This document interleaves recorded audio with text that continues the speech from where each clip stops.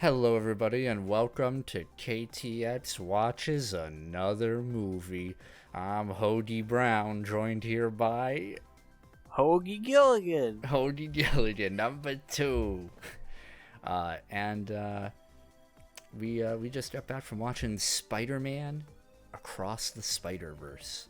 And let me tell you, it was, in fact, across the Spider-Verse. I think we saw at least 4 Spider-Men. At minimum. Minimum. Yeah. So yeah, we were just going to talk about Spider-Man Across the Spider-Verse. I was going to say this. Usually we go through the whole plot of a movie, like spoilers, all that stuff. Yeah. This movie was like really dense. Like a lot happened in this movie, and I don't know if I can really actually like recap it.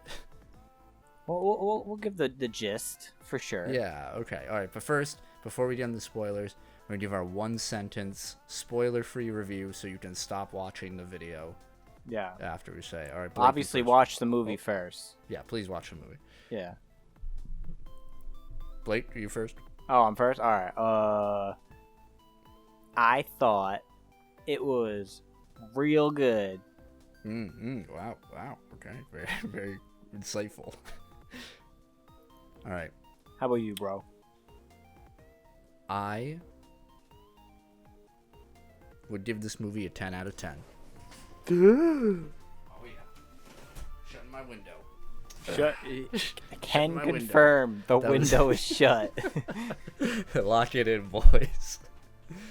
I love this movie. I thought this movie was fantastic, amazing, spectacular, all the Spider-Man adjectives. I was going to say, you're just like saying all the Spider-Man right now. 100%.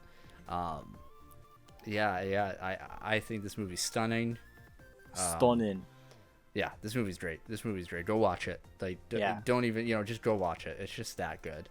Yeah. But yeah, okay. So I guess we'll try and go right through it, right? Listen, this movie does not start with our titular hero because we get some Spider-Gwen backstory. Yeah. Well, we get an extended look at taking place right after Spider-Verse. Yeah. I say right after, but I think it's like a little bit of time. Time has passed. Time has passed, and we follow Gwen Stacy, get her backstory, and then we go through like the intro with her getting introduced to Miguel. She was, bitten by a spider. Yeah. That's as we know. And she's a drummer, but we already knew that. Yeah. But she quit her band, so she isn't a drummer.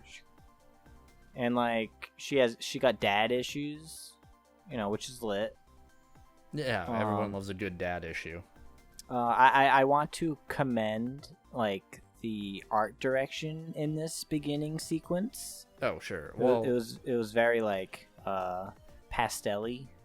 Yeah. So I mean, I think we should get this out of the way, right? Or yeah. We're gonna be seeing it the whole movie. This movie looks spectacular. This movie is bar none one of the best animated movies ever in terms of its visuals. Yeah. Just its consistency, its creativity, its style. It has so much personality to it. Every characters, every world are so ingrained in their own style that it feels so alive and vibrant. Man, I can't wait to go see the Flash movie and be like, man, this shit is ugly as sin. Yeah, it's orange and apples, brother. Yeah, orange and apples. Yeah, right. I get it. But I loved looking. Every minute of this movie just looks good.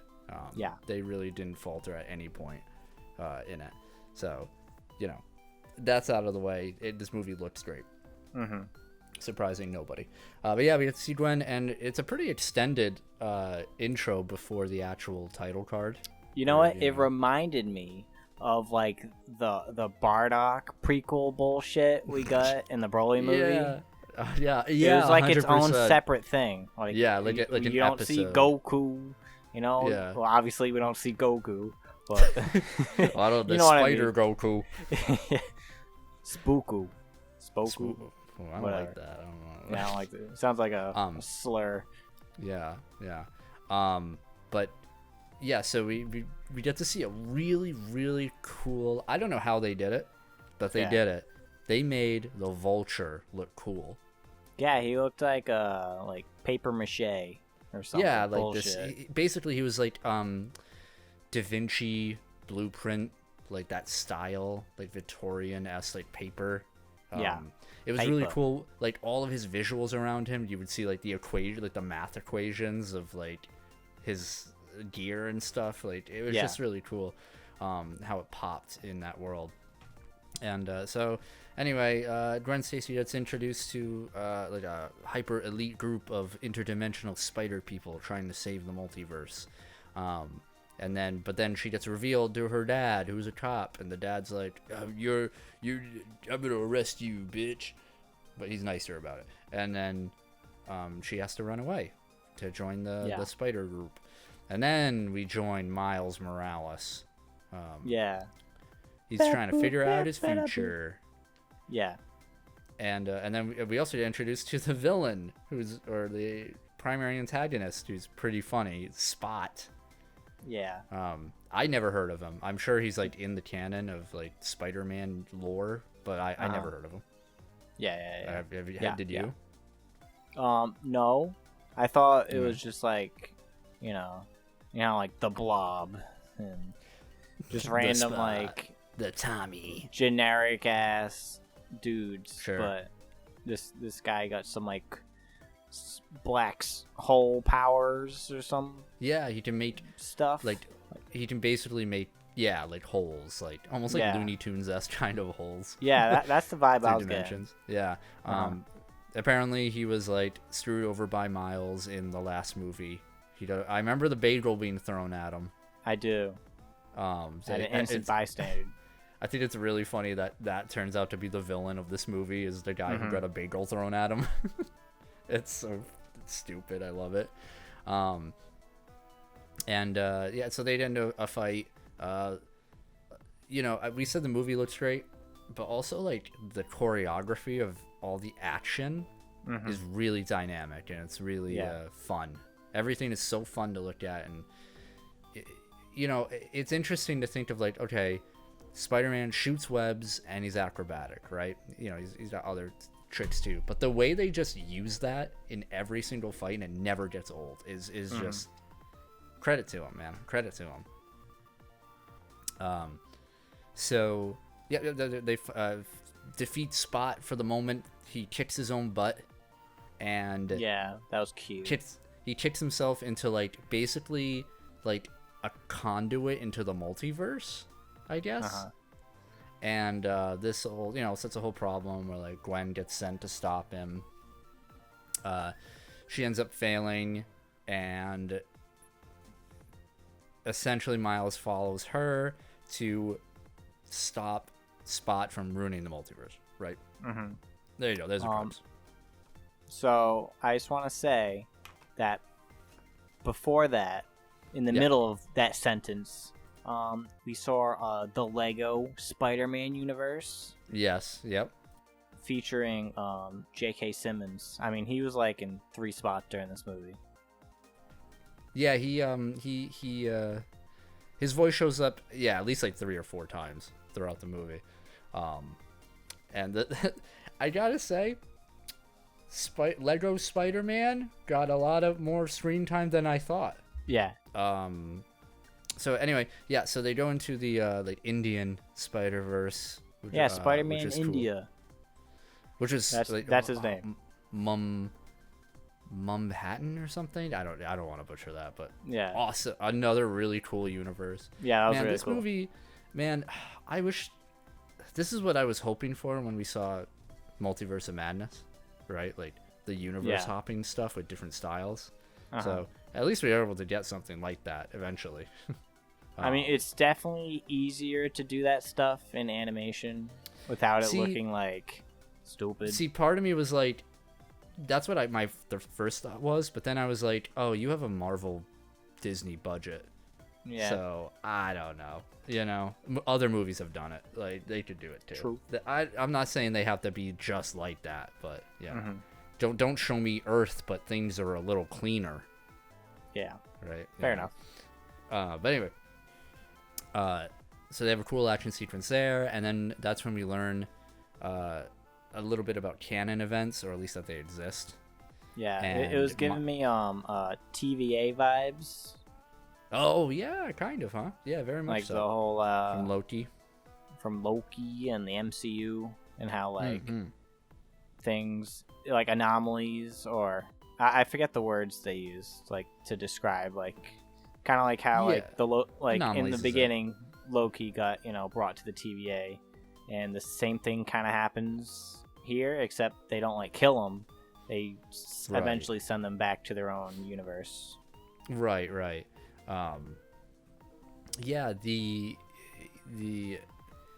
so we basically brush up on that a little bit, but then we get transported to the spider, what is it, Earth, whatever number it is, where Miguel, Spider-Man, 2099. Yeah, this is where the hub of all the Spider-Men gather, and that's where we get to really meet Miguel, learn his backstory, as well as what the Spider-Men do, how they save the multiverse by making sure like canon events happen. And a canon event is like, these are things that have to happen no matter what within the fate of all the spider people, or else the multiverse will unravel.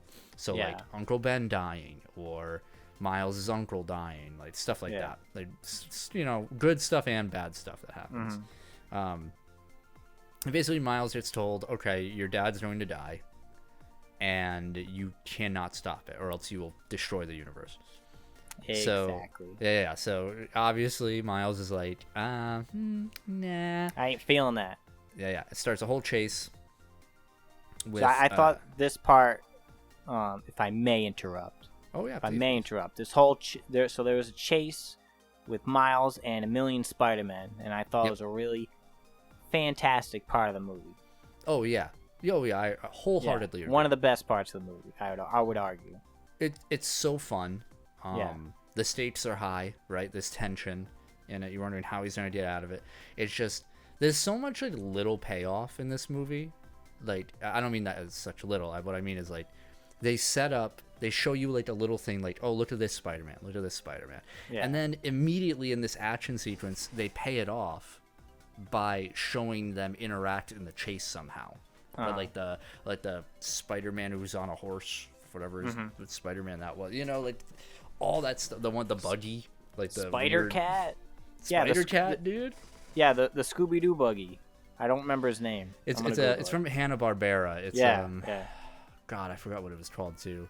It was whatever. I don't fuck it. You know what I mean. Stupid Jabberjaw looking ass. But the movie constantly gives you like that sort of attention, which is really cool. Okay, his name's Speed Buggy, by the way. Speed Buggy, Spider Buggy, got it. And that chase scene was amazing. It ends up with Miles kind of tricking Miguel and all the Spider-Man to leave the base so he can return and use the go home machine. Yeah. Which would scan his DNA and send him back to his own dimension. Which he succeeds in doing, almost. Because then we get an awesome twist where we learn, and again, this is another instance of the payoffs, where just before Miguel was telling him that, hey, the spider that was released in your universe, and we learned this at the beginning of the movie, wasn't from your universe originally. It was from another universe. So Miles in of it himself is an anomaly. But what happened was... The first anomaly. Yeah, the first anomaly. And what happened was when it scanned his DNA, the spider gave him the DNA from the spider's universe. And so he gets transported there. What a good twist. I think it was... Yeah.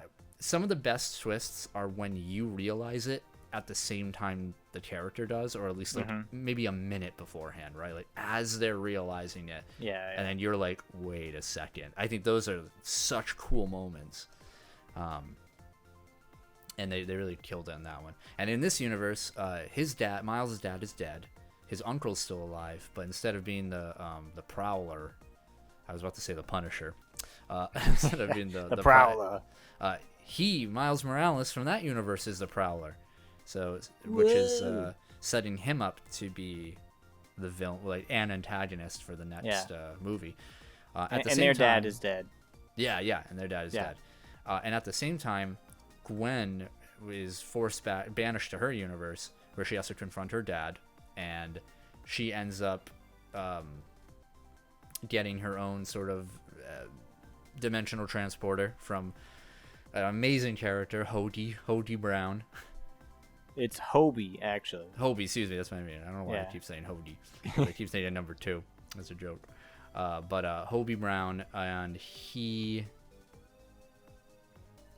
basically stole a dimensional transporter, gave it to her, and now she's getting the old team back together with some new additions to go help Miles. And the movie ends. I remember.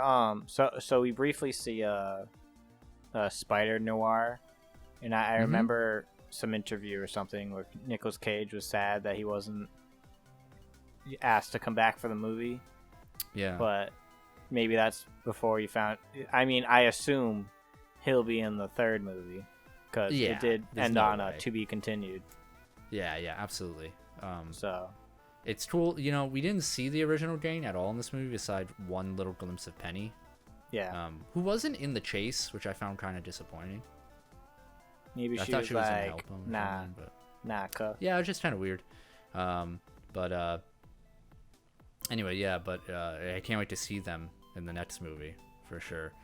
And I mean, I missed so much in the recap, right? Like, there's so much in this movie.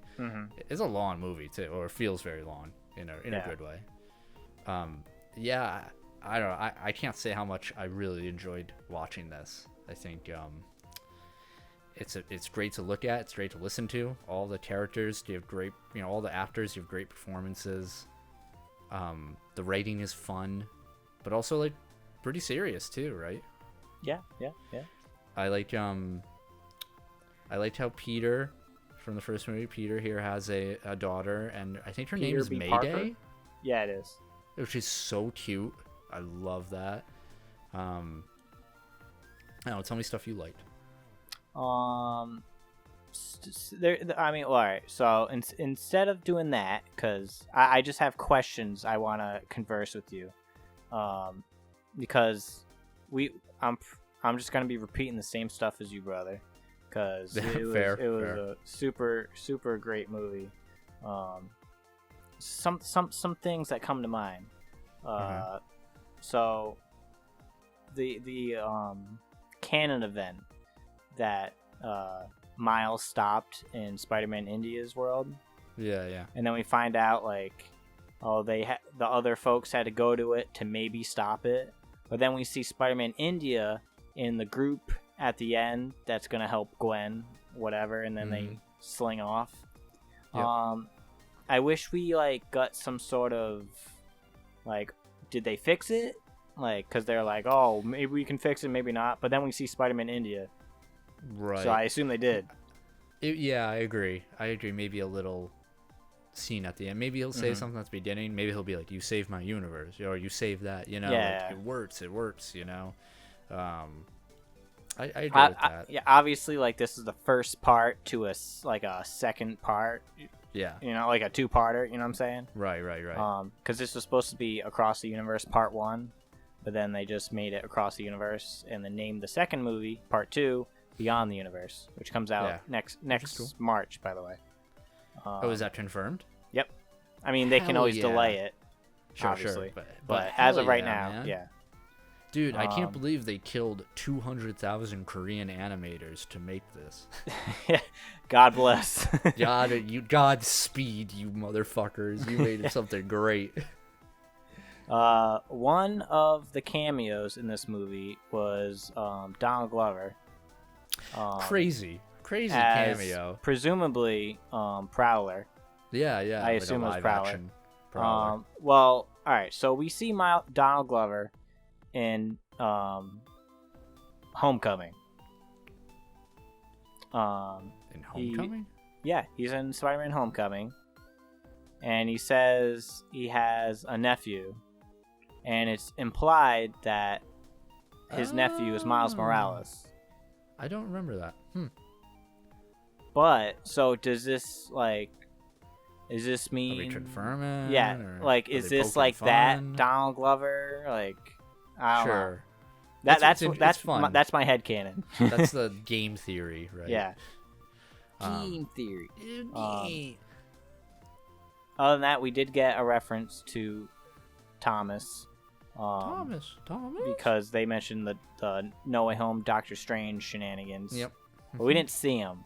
But we saw a lot of Andrew and a lot of Toby. We did. Yeah, I'm surprised we didn't see more Tommy Boy. I mean, there's always the second movie, I guess. Sure.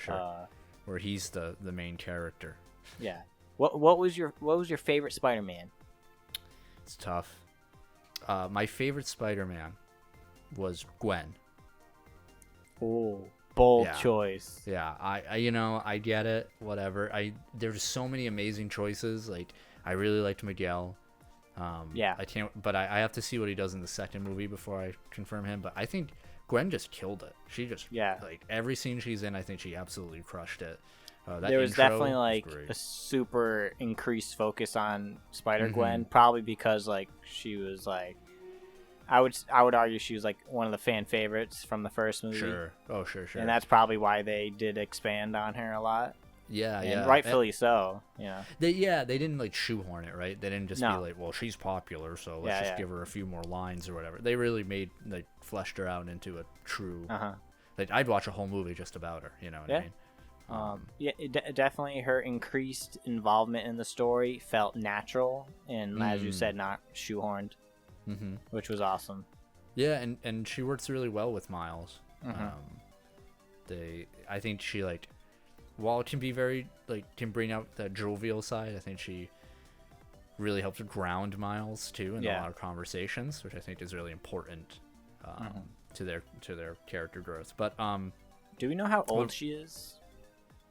I know they said Miles is 15. I don't think they've ever confirmed. 17 or 16 or something. Yeah, I assume she's around the age.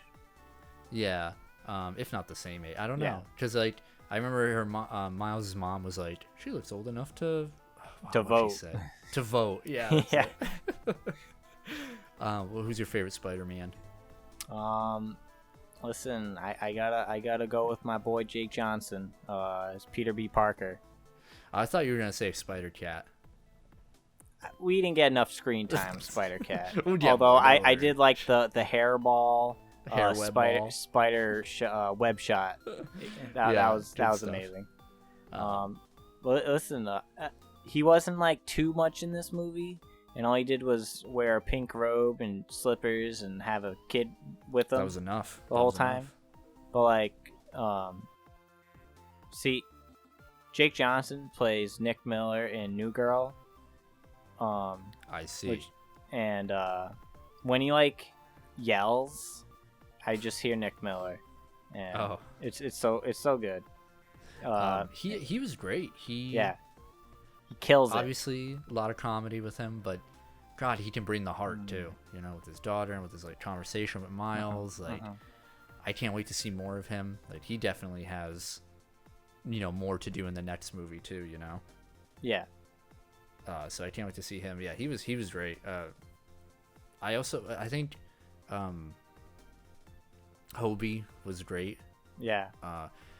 That is how you do. I see so many I'm a rebel character done so wrong, and they're just I just hate everything, the establishment. And that's their only character trait here. But this character is it feels like a real punk. Yeah. In the best of ways, just super endearing and fun. He quit.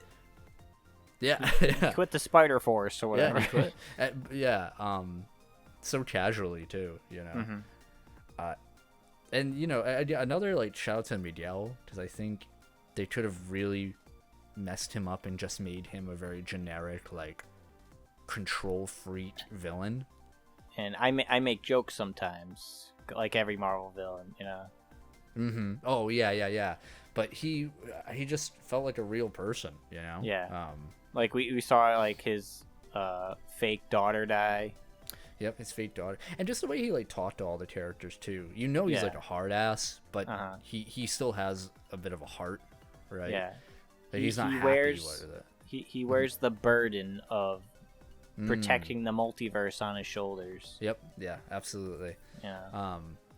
God, you know, just go see this movie. This movie is I think I like it more than the first one.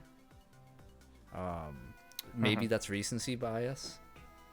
I mean, I just saw.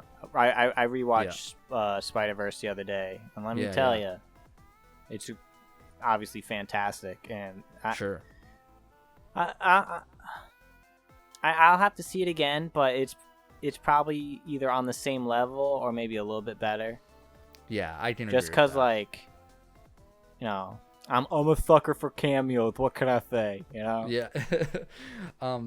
One thing I will say is not as good as the first movie is I don't think the soundtrack is nearly as strong. Listen, in the credits, there was a credit for Sunflower. You know. Did not hear that. Apparently, this is according to Ashley. I cannot confirm because I don't remember. Yeah. When you first see Miles the first time, you hear like, and that's it. You hear like a little snippet, like it's his theme song or something. Maybe not good enough. Yeah, it ain't good enough.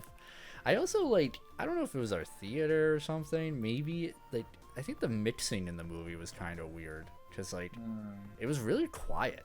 It was a quiet movie. Again, I don't know if that was just our specific theater or it's just sometimes the music was just I couldn't even hear the music. Anyway, yeah, music was too quiet. Yeah, I don't know. Any closing statements? Beep, beep, beep, beep. What's that? I have what? statement from my esteemed partner in life about the movie. Okay. Are you ready for this transcript? I'm ready. All right. This is Ashley's quote, by the way. I asked her to give me some thoughts. She said, "It was super fun. I love the mix of animation and graphics. It was fun seeing different Spidey's comic styles. So let me tell you, she was a fan." Hell yeah, brother. Yeah. I'm definitely looking forward to the next movie because absolutely not too many movies do like a to be continued, and I knew it was another movie like a part 2 coming out next year. So I was like, as like, you know, the movie was winding down, but not really, because like it's not trying to do that on a part 1, part 2 kind of thing. I was like, where is this like gonna cut off? And, like, when does this movie end, dude? Not so much that, like, where's like they put in the cliffhanger? Yeah. And it was when like, we see Vanitas, by the way. So we see, I was dude, waiting for Sully to yeet him through a door. Like when like Sora. All right, so the other Miles, right? When he's wearing like a mask, like Vanitas, and then when we first see Vanitas' face in Birth by Sleep, we see like Kingdom Hearts 2 Sora's face. Yeah. And then like I think like Sora first sees Vanitas' face in Dream Drop Distance, but like that's the vibe I got, and I was like, oh shit, bro. Yeah, it was wild. Oh man. What's gonna happen? But yeah, it was cool. Yeah, cool stuff. Yeah. Big recommend. Go see this biggest movie. recommend. Yeah, go watch it. Yeah, and if you didn't see our accompanying flashback that came out yesterday, when this gets posted, go watch that. It was funny. Pretty shite game, but it was fun. Spider-Man, go watch it. Closing thoughts, Colby? Excelsior. Yeah, no Stan Lee, 0 out of 10.